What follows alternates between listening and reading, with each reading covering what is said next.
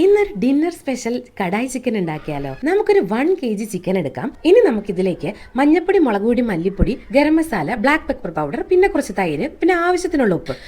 ഒന്ന് ശ്വാസം വിടട്ടെ, അല്ലെങ്കിൽ ഇത് കഴിക്കാൻ പിന്നെ ഞാൻ ഉണ്ടാവില്ല. അപ്പോ ഇനി നമുക്ക് അങ്ങോട്ട് നന്നായിട്ട് മാരിനേറ്റ് ചെയ്യാം. ഇനി നമുക്ക് ഇവന്മാരെ കുറച്ച് സമയം ആ ഫ്രിഡ്ജിലേക്ക് അങ്ങോട്ട് വെക്കുക. ആ സമയം കൊണ്ട് ആവശ്യത്തിനുള്ള സവാള, തക്കാളി, പച്ചമുളക്, ഇമാതിരി സാധനങ്ങളൊക്കെ നല്ല നുറുനുറെ അങ്ങോട്ട് അരിയുക. നമ്മുടെ ഓൾ ടൈം ഫേവറേറ്റ് മല്ലിയിലയുടെ കാര്യം മറക്കരുത്. ഒരു ഫ്രൈ പാൻ എടുത്ത് ഗ്യാസ് സ്റ്റോപ്പിൽ വെച്ച് കുറച്ച് എണ്ണ ഒഴിച്ച് നന്നായിട്ടൊന്ന് ചൂടാക്കണം കേട്ടോ.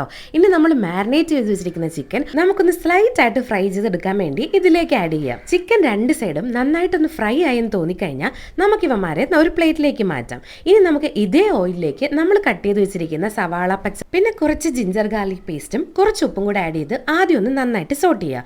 ഇവന്ന് നല്ല രീതിയിൽ ഗോൾഡൻ ബ്രൗൺ ഒക്കെ ആയി കഴിഞ്ഞാൽ നമുക്ക് കുറച്ച് ഗരം മസാല, ഒരു 1 ടേബിൾ സ്പൂൺ സോയാ സോസും റെഡ് ചില്ലി സോസും പിന്നെ ടൊമാറ്റോ സോസും ഇത്രയും കൂടെ ആഡ് ചെയ്ത് ഒന്ന് സോട്ട് ചെയ്തെടുക്കണം.